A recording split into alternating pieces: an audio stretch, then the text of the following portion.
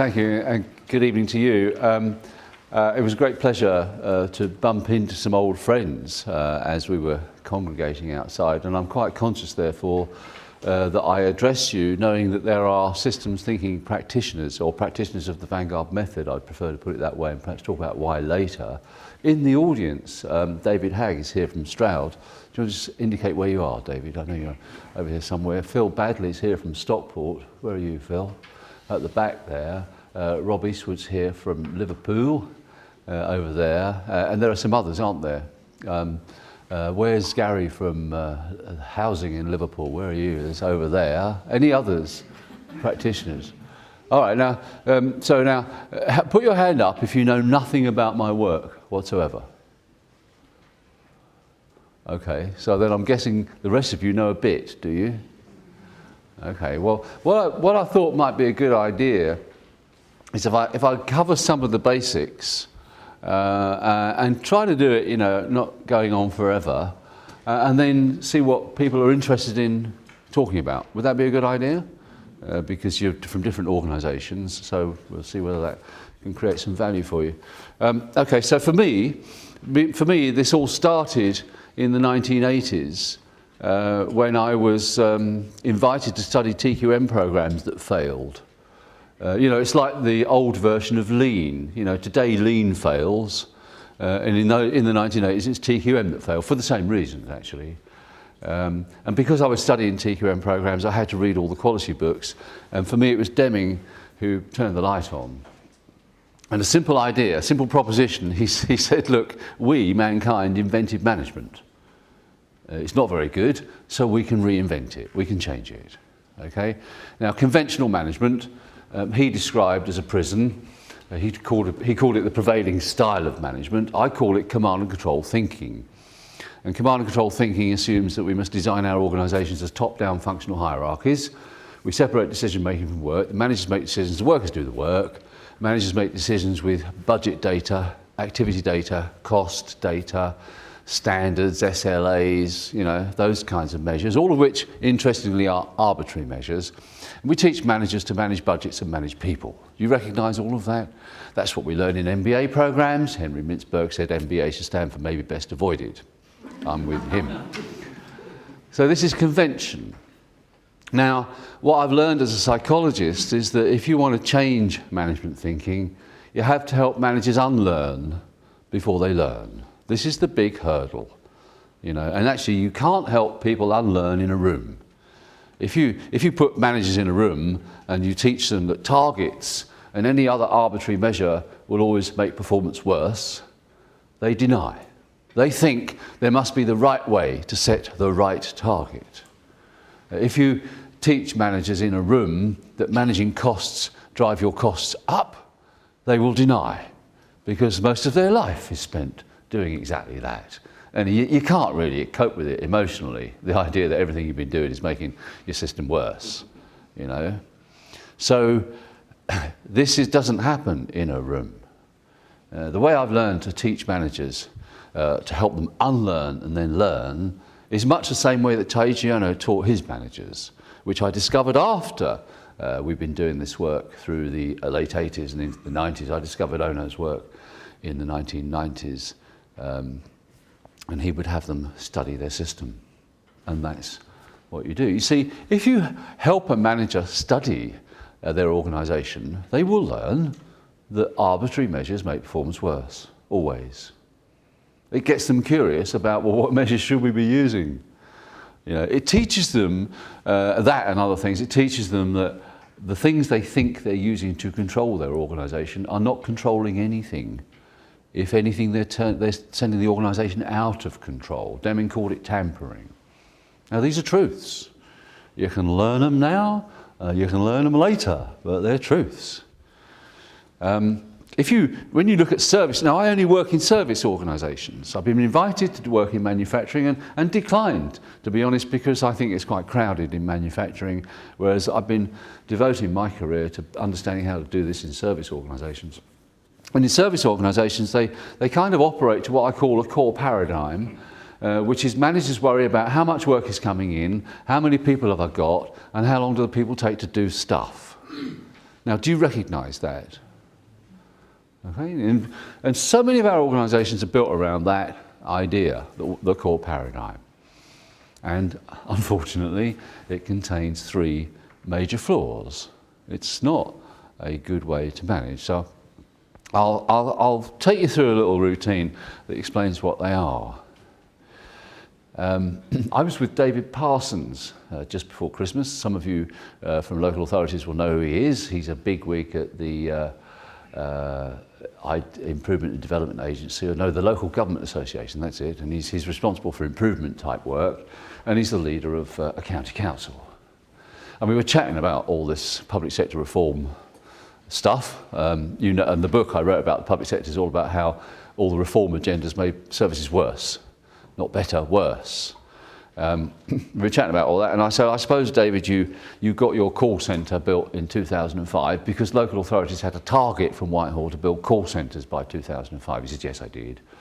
And I said, I bet you when you opened your call centre, you had more calls coming into it than were in the plan. And he said, yes, how did you know? Well, because I've been seeing it since about 1985 when I first observed this phenomenon. When it was in financial services, I first saw this. Along came automatic call distribution technology, so now we can build a call centre. And managers who are obsessed with cost saw this as an opportunity to cut costs. Not improve service, cut costs. Okay, so if you're running a bank and you basically send out the guys in the white suits, the O&M department, to count how many calls and how long do they take. They've done exactly the same in 2005 in local authorities. That sizes the work, and then you turn the switches, you move all those calls from the branches or from the service departments to a call centre. And what I saw in 1985 in that bank was an unanticipated rise in the volume of calls. Now, if you work to that core paradigm and the number of calls go up, what do? Hire more people. And that's what they did. They planned for 3, they opened a 4th, they opened a 5th. By this stage, actually, the costs of the whole enterprise were now more expensive than having the people do it in the branches. Even though the people in the branches cost 16 grand a year, and the places where we put the call centres were in the armpits of Britain, where you can buy people at £8,000 a year. Now, the costs were now the same or higher. And the guys running the call centres said, well, like boss, it's like the M25, you couldn't have predicted how popular our call centres are, customers keep ringing us up. And of course, the rise in demand should have been a signal, but it wasn't treated as a signal, it was treated as just more work to do. So if you've got more work to do, you hire more people. Or you specialise the people. Well, if you do loans and you do mortgages, so then that will cut our training costs. Now we specialise the people, we can stick an IVR on the front. So the customer can pay some of the costs of the transaction to route themselves to you. And of course, what you find when you study these systems is they route themselves to the wrong place, stupid customers. And then when they've explained to you where they've come through what their problem is, you say, oh, I'm sorry, you're in the wrong queue. And so we send them to the back of the right queue, and when we get through again, they explain it all again. And then do you notice that we have just doubled our transaction cost? The signal, you see, is failure demand. Failure demand. Very easy concept to understand, something I first discovered studying service organisations in the early 80s. It's demand caused by a failure to do something or do something right for the customer. Now, I've just come from a financial services organisation where the front-end customer service desk, when they studied it a year ago, had 50% failure demand. Can you imagine what that's doing to your costs? I can take you into police forces, where the demand into police forces is as much as 80% failure demand. And in local authorities, similar numbers. Okay? So there's the first mistake in the core paradigm, treating all demand as though it's work to be done. An awful lot of this demand is caused by bad service design. Now, those of you in the public sector, I know that's most of you here tonight, might recognise this as avoidable contact. Have you heard that phrase, avoidable contact? And let me tell you that avoidable contact started life as failure demand. People in the cabinet, there's someone here from the cabinet office, where are you? Oh, come on, don't be shy. I saw you on the list. Okay, you can be shy. But you see, there was a woman called Sarah Fogden, she's probably still there at the Cabinet Office, got this idea of failure demand. You see, failure demand can appeal to any kind of thinker, so it can appeal to a conventional command and control cost-obsessed thinker. Because bloody obvious, isn't it? If we didn't have that failure demand, our costs would be lower. So Sarah had this great idea of getting people to do something about it. Now, if you're in Whitehall, how do you get people to do something about it? Well, then you give them a specification, you tell them to report frequently on that specification because you think that will motivate them to do something about it. No, it simply motivated them to underreport it. Normal, human. But the big irony is that Sarah didn't understand the causes, and I'll come back to that. I'm sort of trying to build the logic that in my lifetime we've industrialised service, and the first part of industrialisation was the call centre. And we did it because of an obsession with cost. Now, this is not an argument against call centres, it's an argument against cost thinking. Okay? If you go away with one idea from tonight is if you manage costs, your costs go up. When you learn to manage value, you can drive costs out of a system. Okay? So I'm going to come back to how you manage value, but you can do this in call centres. But if you're obsessed with cost, you can't do this. But the second step in industrialisation was the arrival of the back office. You hear this phrase, do you? Back office. You hear it on the radio all the time. You know, when I listen I listen to the day programme in the morning, you know, while I'm having a shave and like you do, and you hear these people talking about, you know, getting back office savings, and I think, I wonder what they mean. I really wonder what they're talking about. It's like, if you got the words, you'll be fine. Let me tell you where the concept of the back office came from. 1978, Harvard Business Review, a guy called Richard Chase said, look, you know, in service organisations, we really want to, you know, do more to sweat the labour. You know, get your bloody people working all the time. And the problem in service is the customer comes in and interrupts your people.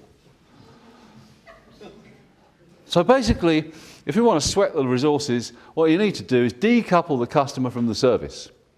So you create a front office where people come in or over the phone and they say, well, this is what I want. Then you decouple the customer, you send it off to the back office. Now you can sweat your labour. And all the language he talked about in that article was, you know, production language.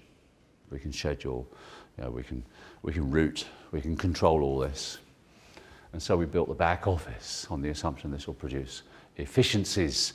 And you see, the basic idea is that all work is activity. Now, everywhere where I've been in my career where they've built back offices, same thing. An unanticipated rise in the volume of activity in the back offices. Signal, same signal. Well, what do? They don't treat it as a signal, they don't think that way, and so they specialise the work. You know, they put more control in the computers. They outsource it because their obsession is with reducing activity cost. The truth of the matter is that cost is in flow, it's not in activity. So if one cheaper call to India drives up the total number of transactions it takes for your customer to get a service, then your costs went up.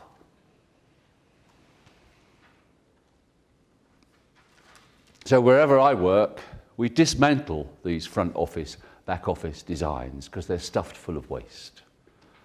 Okay, so let's just go back to, you know, this phenomenon of failure demand. And this is the paradox, the irony indeed. What are the principal causes of failure demand? The standardisation of work, the separation of the front from the back office, the specialisation of work. You see, we did all these things thinking we'll drive the cost down. But if you specialise work, you know, so you do mortgages and you do loans, but customer comes in customer shaped, what we introduce is more steps, more handovers, more rework, more fragmentation. Then if we further measure you to make sure you do things in standard times, you do whatever you can to avoid shit from above. That doesn't mean we solve the customer's problem, but it means you get your points. Okay? So, and then if we standardise the work, and what you find is that, and this is HMRC, you know, what's happened to HMRC in the last Anybody here from HMRC? You should be. Thank you for coming. Thank you for coming. You know, they've been doing lean in HMRC. This is junk. This is people who tell you that the Toyota system, well, it's just a set of tools. These tools are universal. Let's stick them into HMRC. And one of the things these lean tool heads do is standardise the work. Well, what you've got in HMRC is very high variety of demand. And indeed, variety is increasing. There are more people with more than one job. There are more people with unusual arrangements. So you get more variety in the demand. If you standardise a service process and you've got a lot of variety of demand, what have you effectively done to your system's ability to absorb that variety? It's going to go down. What's going to happen to your costs? They're going to go up. And in HMRC, the managers will tell you that they're doing well on reducing transaction costs. Wrong. The total costs will be higher, and massively so. One of the things they don't measure in HMRC is demand. Why? Because they were taught by the tool heads. And yet demand is the greatest lever you've got for service design. Okay? It works in two ways. When we studied demand into service organisations, there are basically two types. There's value demand, that's why we're here.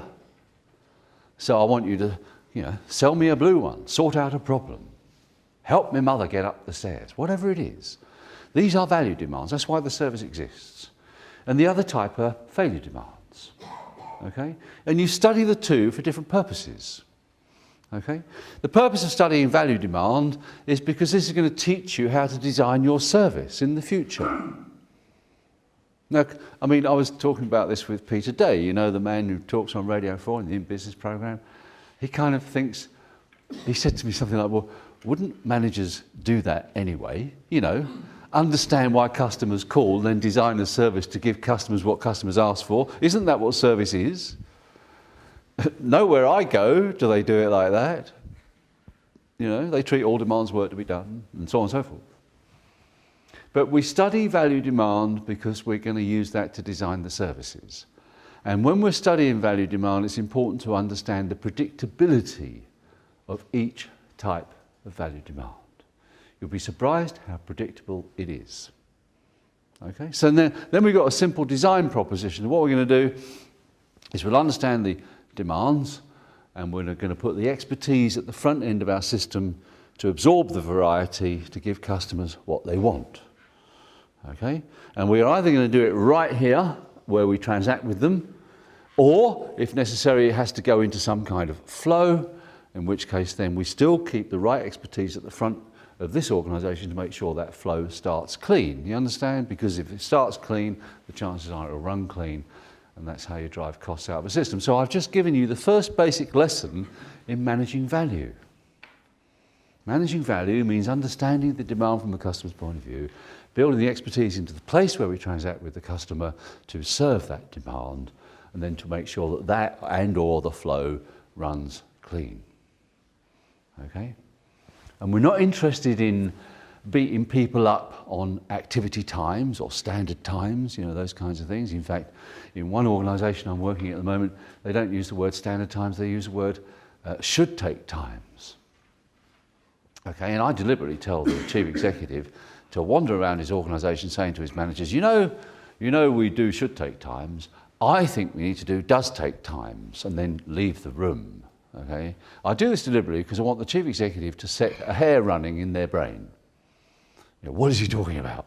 What does does take time mean? Well, because we're actually interested in service design of finding out how long it does take to serve a customer. Now, some conventional managers in the room will be thinking, oh Christ, this is going to go out of control. No, you haven't studied your system with standard times. That's well out of control, I can promise you. Okay? And systems thinkers know intuitively that the better we can do the clean work at the front, the lower the costs are going to be. Why? Because cost is in flow. It's not in activity. Okay? Let me give you a little example of this. And so we're just sort of to finish off with Sarah Fogden, The irony is that the Cabinet Office is saying, here's some targets to reduce failure demand. But the causes of failure demand are adherence with all the directives from central government by making you create front and back offices, standardise work, do your lean tools bollocks and all that stuff. Yeah. What really gets me going though is that they want to hold you to account for the things that they're making you do wrong. We never get to a place where we hold them to account for the damage they've caused in the public sector. Not just massive additional cost, but the destruction of morale and the destruction of communities through poor service. Let's turn this right around, because you learn in life things that you don't anticipate, and this is one. We have discovered that when services work, people, citizens, engage more responsibly with their local authority. It's the most incredible thing. I haven't talked to David recently, but I'm pretty sure if you go to Stroud and you arrive there as a benefit claimant, they don't just sort your benefits out in a matter of a few days, they sort you out. Because you find that people who've got a benefit claim are also, are also people who've got other issues in their lives. And what they do at Stroud, and what they do in East Devon, and what they do in Stoke, I think people here from Stoke, is they actually say, let's sort you out. So you go away sorted, you don't create demand on other services. And they manage to do that in a matter of days, because they've got these systems designed. So they've understood, let's not call them benefit demand, let's understand the types of problems people have, so they turn up in the benefits office. Now let's build the expertise into the benefits office to help these people go away with their problems solved. Now, some of you who follow my newsletter will know that I wrote to, how many of you get my newsletter? Okay, quite a few of you. Some of you know that I wrote to Ian Duncan Smith and Lord Freud, because the plan in Whitehall is to get rid of benefits offices and local authorities. Let's move to the single universal credit, okay, which in itself is a good idea. I mean, I have to take my hat off to Ian Duncan Smith. He's the first politician I've ever seen in my life who's actually built a policy on evidence and knowledge. That's rare, isn't it? But God bless him, he's fought against a lot of people to get it through. And he's doing the right thing. He's saying, let's make sure that people are incentivised to actually go to work. Good. He falls down on the delivery end of it.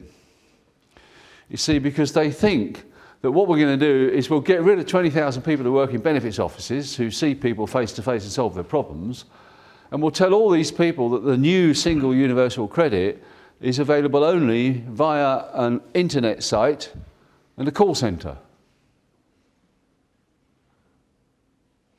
When I talk to people in Whitehall about this, they say, well, John, there's only two types of people out there. There's people who are internet savvy, and they'll be able to use this service, and there's people who need some support to use the internet to access this service. When you tell that to people in benefits offices, they are shocked and dismayed. I don't know how many people are claiming benefits in Stroud, but for argument's sake, say it's 10,000 people. They'll tell you in the benefits office there's probably about 10,000 different types. And one of the things we've learned from service design, both in the private and the public sector, and the voluntary sector for that matter, is that computers are crap at absorbing variety. You see this in things like choice-based lettings, or you see this in personalised care. This is where we're trying to use a computer to produce a number that will give you what you deserve according to the rules put into the computer. And there's always a massive mismatch between the nominal value, in system speak, that means the thing that matters to the customer, and the conclusion from the computer's rules. Does that make sense to you? So I wrote to Ian Duncan Smith and Lord Freud to say, look, it's going to fail. You're going to do the same that many other people have done. You're going to spend millions and millions on IT systems that will not absorb variety. And there's a much better way to do this. You could go to some of these councils that I've talked about here, and you could build an empirical understanding of what need looks like. How many different types have we got to service? How can we develop a set of principles rather than fine rules about what the credit should do to get these people where we want them, which is, living normally, working in society, whatever. Okay? And so those of you who get my newsletter know that I wrote in the last one that came out a week or so ago that unfortunately I got a standard response from the DWP correspondence handling team that said, "Thank you, Mr. Seddon, for your letter. When the minister gets lots of letters, the minister's a very busy fellow." And then to my shock, having pressed the button on sending out the newsletter, I get a reply from Ian Duncan Smith. And you have to sort of stop and think, well, I suppose this is form for the DWP, isn't it? Why send out one letter when two would confuse? In his letter, he says, look, we're very interested in what you've got to say. We did get an outfit called Intellect together that's an independent IT provider. And they got together all the best IT providers in the country and stuck them in a room and said, "Do you think it can be done?" And they said yes. You see, you know about these IT people, don't you? They always say that. Yeah, anything's possible. But the good news is he invited me to meet Terry Moran. And if you get my newsletter, you'll follow the news. I'm going to be very open about what we talk about. I'm going to take a series of examples from organisations where we've understood how computers don't absorb variety. I'm going to bang on about the need to develop this to make it right. And we've got sites around the country that I'm sure will be mad keen to get involved and develop a service that solves problems for people. And you see, efficiency or economy comes from flow. It doesn't come from scale. So let's just talk a little bit about that. You see, in Whitehall they go, "Oh, economy of scale, John, it's a no-brainer." And I say, well, I think it's an idea for people without much brain. See, there are two basic arguments for economy of scale. There's the less of a common resource argument, which is, it's palpable, it's obvious. If we move things together, then we might have less buildings, less IT systems, less managers, less something, less telephone contracts, for example. It's true, but sometimes not that easy. Okay? I remember listening to one minister, actually, Bob Neal it was, who said, it's a no-brainer. You've got a fire service and you've got 6 HR departments, move them to one place, it'd be cheaper. And I kind of stop at that moment and I go, could you explain to me, Bob, sir, how it is that when you moved the work of 6 departments into one place, there suddenly was less work to do? I don't get that. He didn't answer. He didn't, bless him. There's less of a common resource item. It's not easy. I mean, again, I heard on the radio just before Christmas, the Institute for Government were putting out examples of improvement. Right? And there's this one where this fellow says, I work for a local authority and we got together with 2 other local authorities and we've shared a service and we saved money because we only bought one IT system. And I'm standing there going, no. This is like when my wife goes to the sales. She comes in and she says, look how much money I've saved. I go, no, you stupid woman. Look at what you spent. And this guy's telling me he bought a computer system. He thinks he saved because he bought one. And I'm thinking he might not have needed any. You see, I know how much damage computer systems can do in service design. And I'll tell you a story in a moment where they bought a computer system for peanuts because they did it the right way round. So I'm not sure that less of a common resource is necessarily that easy to get. But the other big argument for economy of scale is industrialization. You get efficiencies through specialization, standardization, computers controlling work. You don't. You do not. What happens when you standardize, specialize, have computers control work, put people into boxes, make them do standard work, is your costs go up a lot. Always. If you want to read more about this, you'll find on my website a paper called Why Do We Believe in Economy of Scale? Okay, you can find it. I'll refer to some others in a moment.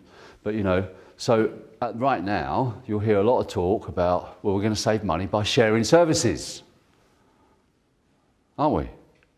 Oh, really? When I'm in Whitehall, you can tell, they can't fire me, okay? So I say to them, oh, do you want us to share services the way the Department for Transport has shared services? Is that what we want? This was a shared services project, which was, let's build an industrial design, IT-led change, industrial design, standardised, specialised work, all that stuff, put it in one place.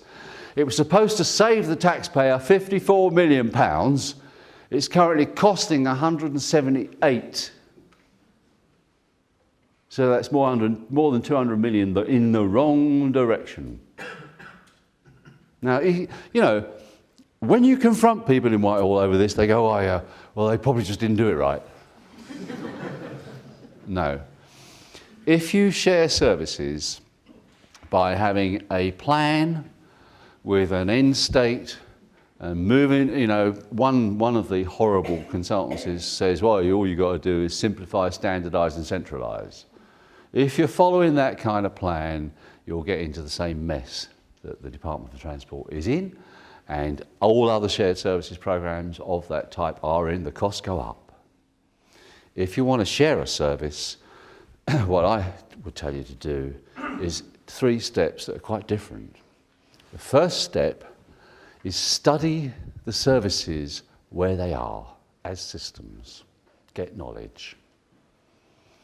Second step, improve them where they are. On the basis of the knowledge you've gained from studying them, you will improve them and you will get massive improvements in flow.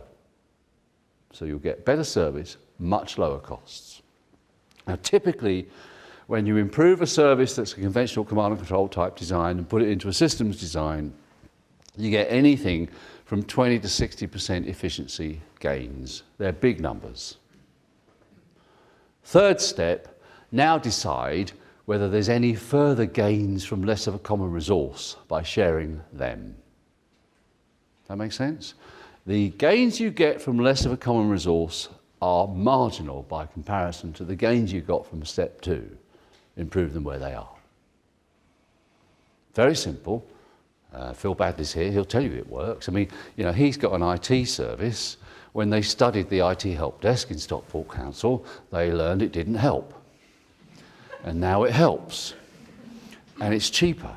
The last time we talked, and he's here, you can ask him, it now delivers a service that knocks the socks off people who receive the service, and it operates at 17% less cost. Now you see, it's counterintuitive, isn't it? Most managers think better service equals more cost, because they've got back to that core paradigm. More resource equals better. Wrong. Better service, when you design against demand, drives costs out of a system. So I suppose then to an example, and then I'll stop, all right? As your public sector, and there's housing people here as well, I'm going to talk about my favourite.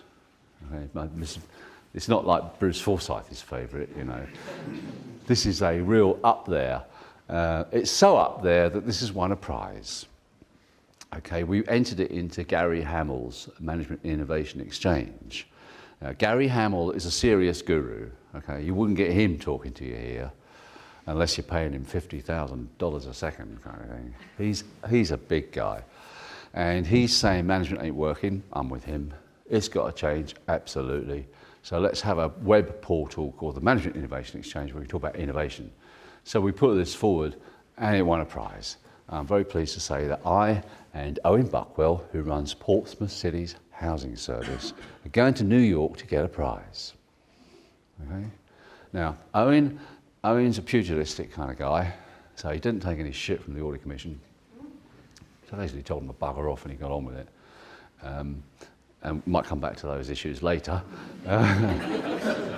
But basically, between him and his private sector suppliers, as one system, they studied it and redesigned it. The result is that they now deliver a housing repair on the day and at the time the tenant wants it.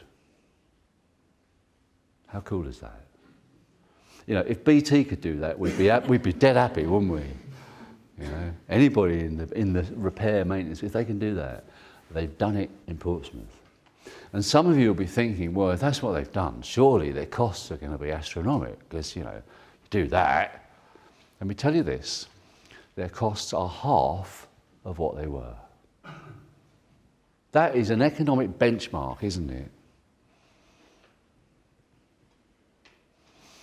Now, of course, they got visited by the Audit Commission after they put in this new design. You know what the Audit Commission did? Downrated them. Seddon says this is an economic benchmark. The tenants are saying this is amazing. Because the services work so well, the tenants are engaged responsibly in their communities. They're looking after their communities, keeping the place clean, having a good relationship with the council. And the Audit Commission going, no, we don't like this. Whack, whack, oops. You see, because you don't go benchmarking. Wouldn't it occur to that dimwit that says you don't go benchmarking that you wouldn't get to deliver that service on the day and at the time they want at half the cost by visiting other people, would you? And they don't use targets, They learn when they study the system how targets distort the system. So they let the tenant choose when something's done. So along come the idiot, nitpicky Audit Commission people, and they go, look, that was a broken toilet. According to our list that we work out in Whitehall, that is an emergency. But you did it Wednesday week. Yeah, well, that's when the tenant wanted it done. Oh, well, no, that won't do. And so on. I'll talk you through, how does the design work?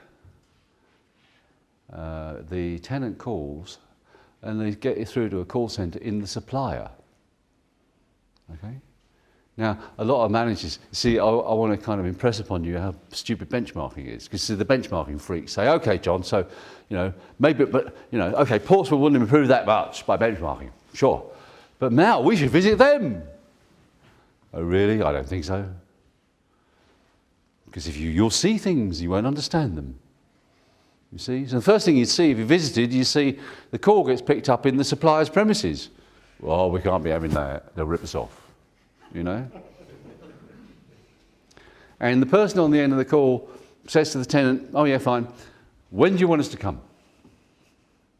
And you go, no, come on, this is housing repairs. What do you mean? They're bloody lucky to get it done. When you want to come.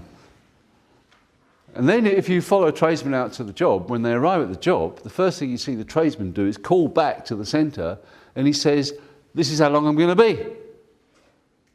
You're soft in the head. The job of management is sweat the resource. And you're letting him decide how long he's going to be there. Yeah. And then you see another most incredible thing. If he hasn't got the materials that he needs, he calls up and he says he wants it. And they say to him, when would you like it delivered?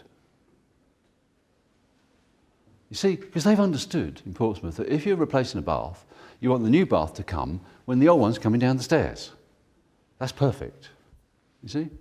Now, if it comes earlier, what do you do with it? If it's later, you're hanging around. So that's how they work. Now, I'll put it to you that conventional manager from housing repairs looking at that would have a problem with his sphincter, And he's, having visited, he'd say to his mate in the car on the way home, well, if they had the bloody scheduler rates, they'd create a bit of order in the place. But you see, they weren't there. When they should have visited was when Portsmouth and the suppliers were studying the system. Because when they studied the system, they realised that the schedule of rates, which was actually put into housing repairs organisation to control costs, was driving the costs up. Because in a schedule, some of you are from housing, aren't you? You from housing? Was. See, what the schedule of rates does is you get a call in, and you've got a tenant who doesn't understand the plumbing talking to a call centre worker who doesn't understand the plumbing, who uses a book called the schedule of rates to decide what the job is. Are you ever going to get that right? And then you decide it's an 83, you send the tradesman out to do an 83, he gets into the house, he says, no, it's not an 83, I've got the materials for an 83, but it's an 86. So now I've got to go back, get the other materials, and there's a cottage industry of paperwork, because if you're not going to do an 82, you've got to write about it and get approval for the materials you need to do the job. Bonkers. Bonkers. These are the things they learned when they studied their system, that the schedule of rates put into managed costs is driving costs up. Answer, let's get rid of it. It stops the system absorbing variety. Another part of the schedule of rates is standard times. So you punish the guys if they don't do it in the standard times. Wrong. Standard time, stop the system, throw it away. Don't want it. Okay? They've understood all the demand coming in from the properties, and they provided the demand in the various geographies with the right expertise in the tradesmen to serve the demand. They've gone from a world where when they studied their system, less than 40% of the time when they entered a property, they fixed it, to now 99.9% of the time when they enter a property, they fix it. You see, managing value drives costs out of a system. Managing costs drives them up. So that's just a little hit on Portsmouth. For those of you in local authorities, it's my intention to carry on encouraging people to use these ideas. I shall be publishing later this year, when we get it all built, the solutions for local authority services. We know them all. We've done the bins, and we've done planning, and we've done benefits, and we've done all the housing services, and we're going to publish them to show people what you study, how you study, what you learn, and how you redesign them. Okay? And having shown everybody that, the health warning on it will be, now go study. Don't follow the answer, follow the process, and you will learn.